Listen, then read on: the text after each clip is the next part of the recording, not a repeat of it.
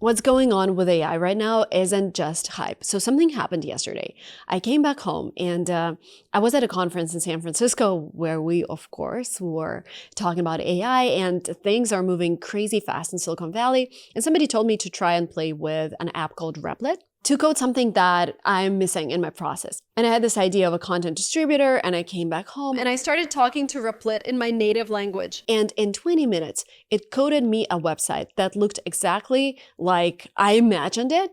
And yes, of course, it wasn't working, but I was able to connect my OpenAI API, Stripe API. And I think if I take a couple more hours to play with it, I will be able to build a full-scale app. And at that conference, somebody shared a story of a girl who was trying to buy a CRM for her small business, and all of the big players on the market were too expensive, so she decided to build her own with one of those tools, and she did it. My experiment yesterday left me with mixed feelings. Because yes, it's not perfect now. AI is not perfect, and it's not building this perfect website, but it's very close. And in 2 years, looks like it, we would be able to just talk to AI and say like, hey, can you make this app for me? And it will be able to do that. So this isn't just hype. Things are moving fast. And the people who act now, they will be the ones leading tomorrow. Another crazy statistic out there. 60% of major companies already have chief AI officers. And by 2026, that number is projected to reach 86%. And when I read that research while I was preparing for this video, I called my COO right away and I was like, oh shoot, we need to add something to our hiring process. Not only are we going to ask about how they come up with video ideas, etc., whoever we're hiring, we also need to start asking what AI tools they're using, how deep are they with AI, and how they think some of their functionality can be already replaced with AI, because we're interviewing them for one channel, but we have 3 channels. Maybe they can take all 3. And nearly half of businesses are already integrating AI into core operations right now. And I saw this post by Duolingo's founder that they are AI first, and the content in their app is generated by AI. I saw this post by Fiverr co-founder and CEO where he said, AI is coming for your job. Damn, it's coming from my job too, something like that. And the moment right now is so intense where so many things are changing, and I'm seeing very good signals where startups are growing like crazy, making a lot of money, but I'm also seeing really bad signals where I see revenues dropping, where I see my friend, where we're going to meet up today. She said she's working in sales and finance. She said she wasn't able to make any sales this year. She's in San Francisco, and like she has to live on a very tight budget because the sales are not happening. And it's time to act for all of us. According to the Grandview research, the global AI market is expected to grow nearly 20x by 2030, approaching 2 trillion. Actually, I think we're underestimating how fast it's going to grow. And you might compare this hype with, something similar happened when crypto was hyping. But for crypto, there weren't too many use cases. With AI, they are everywhere. At least in Silicon Valley, everyone is trying to integrate AI. Everyone is trying to do something. And we are still in the early days. This is like getting into the internet in the 90s or mobile apps in 2009. There is a massive opportunity here, but only for those who take deliberate action. I've met with a lot of professionals navigating the shift and companies implementing AI. And what I've discovered is that there are several key principles that separate those who will thrive in this new economy from those who risk being left behind. Let's go through these principles. I hope they can help you with your anxiety, because I am definitely anxious, but I am also excited. History shows us that every major technological leap, whether it's the printing press, the steam engine, or internet, sparked fear and resistance at first, but over time, those who adapted gained new opportunities and often thrived. The same is true for 2025 and AI today. I've let my team fully embrace AI in their daily work because we can't ignore it or stop it. It's happening, and it's just like water. You cannot block it. You have to go with it. If you create anything, presentations, websites, social media posts, ask yourself, could AI do this faster or better? With Gamma, we now build stunning presentations in minutes, not hours. It's become our favorite tool for turning ideas into polished decks, LinkedIn carousels, and more. No design skills required. Whether you're a consultant, solopreneur, educator, marketer, or sales pro, Gamma can help you focus on what matters most while it handles the rest. Let Gamma make your work easier, faster, and more impactful. It's the tool that allows you to focus on what really matters while it takes care of the rest. Unlock the power of AI at gamma.app. So principle number 1, Do not ignore AI. Use it. First of all, you're not alone. There is research that shows that over half of workers worry AI might replace them. But as LinkedIn co-founder Reid Hoffman told me in an interview, and watch it if you haven't yet, curiosity is better than fear. Every major technological leap throughout history caused similar panic. The speed of innovation wasn't as fast as it is right now, but those who leaned in, they didn't just survive, they thrived. I see so many AI startups raising enormous amounts of money, making millions of dollars with just like 15 employees. And here is why. AI excels at data processing, pattern recognition, and repetitive tasks, but it still struggles with nuance, ethical judgment, emotional intelligence, and it's not truly originally creative. Your job isn't to beat AI, it's to leverage it. Become the super person who knows how to use everything intelligently. And there are several steps you can take this week. And this is something I told to my whole team. Look at your current job. What is repetitive? What could AI potentially handle? So for example, we have this process where a native speaker checks some of our videos because I'm not a native speaker and sometimes I mispronounce things or say things that don't make sense. But now we could just transcribe my voice with Otter AI, ask ChatGPT to check it, and then just change my voice with 11 laughs if I said something that's very incorrect. And now we're doing that manually, but I guess in the future, we will be able to build an AI agent who just follows these steps. So start experimenting with AI tools that are relevant in your industry. We have this chat with my company where everyone is sharing what they're using and how they've been using it recently. And my thumbnail editor shared today that she just loves Adobe Firefly, and she showed me all of the examples of thumbnails where she made me look like a flight attendant, where she changed my clothes, where she changed the background. She says it can be done in such a fast way. Or for example, our methodologist, the girl who helps us structure the courses that we create for creators, she shared how she's using Microsoft Copilot to help her during the calls with the team. Practice this human-in-the-loop model where AI handles the grunt work and you provide the critical judgment. The second principle, develop strong AI literacy. So with my team, they have a task to test all of the new AIs that are coming to the market in their niche. If you're an editor, try this. If you're a thumbnail designer, try this. If you're a COO, look at what can be optimized. If you're in finance, maybe there is Kik to help with transactions. You cannot block it. You have to go with understanding AI. And I was talking to Samir Basavada, who shared that they had 140 employees a couple years ago. Now they have 40, but they make a lot more revenue thanks to AI and thanks to the hiring process. And now when we hire, we not only ask about expertise or years in the industry. I'm actually looking for people with less experience, but more for people who are excited about innovation, who are willing to optimize, who are willing to experiment and do things in a different way and also change every couple months. Because what is crazy these days, we create a process, something works, but then in a couple of months, something new comes on the market and it's disrupted. So we have to adapt really quickly. LinkedIn data reveals that professionals adding AI literacy skills to their profiles increased 80 times in 2023 compared to 2022. So basically, employers aren't just looking for technical specialists. They want every team member to understand AI's potential to impact their role. And Samir shared something that if they hire someone to do customer support, they're not hiring someone to do things manually, like copy the reply, paste the reply. They're looking for someone who's going to come in and think like, how do I not reply to these messages? How do I build something that is going to handle it? And I will just control the AI. This has to be your approach to things that you do. How do I avoid doing manual repetitive tasks and focus on being a manager, focus on being a creator? So subscribe to different profiles on Instagram that talk about AI. Join different subreddits. Another thing that I do when I meet someone or when I interview someone, my second or third question is, what is your favorite AI tool? What are you using? What's changing your life? And very often, answers are really different depending on the industry.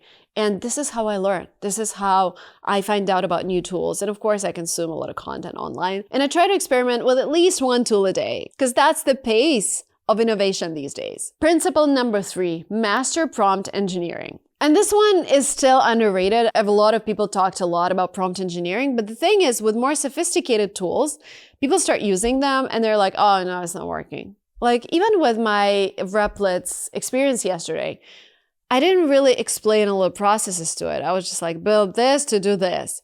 But then my second iteration will be like, if you press this button, this is what should appear. Please remember that this, and that. Or if you're playing with video tools, sometimes we find that the character is very inconsistent. Maybe the face is always different, but there are more tools appearing on how to avoid that. But basically the principle is you create a mascot for your company, for example. You put the image into ChatGPT, you ask ChatGPT to describe this image in very tiny details, and then you use this description to talk to AIs who are creating videos. So there are tools and hacks like that, but basically prompting is a very important aspect of working with AI. The better your prompts, the better results, period. So start practicing. Principle number 4. Start thinking like a manager of AI agents. When I talk to a lot of people on my podcast, I ask them about kids. What should they be learning? What should they be doing? And a lot of people tell me that they have to be creative. They have to be able to think of an idea and then bring it to life. Because in this case, they're managers, creators, entrepreneurs. And rather than viewing AI as a threat, establish yourself as this AI champion in your organization. Keep experimenting with different platforms. And what I do with my kids these days is that when they ask me for a cartoon, I tell them like, hey, here's ChatGPT. Ask it to create a character that you want to see. And sometimes it'll be like, oh, create a picture of a Maltipoo because I really want a dog.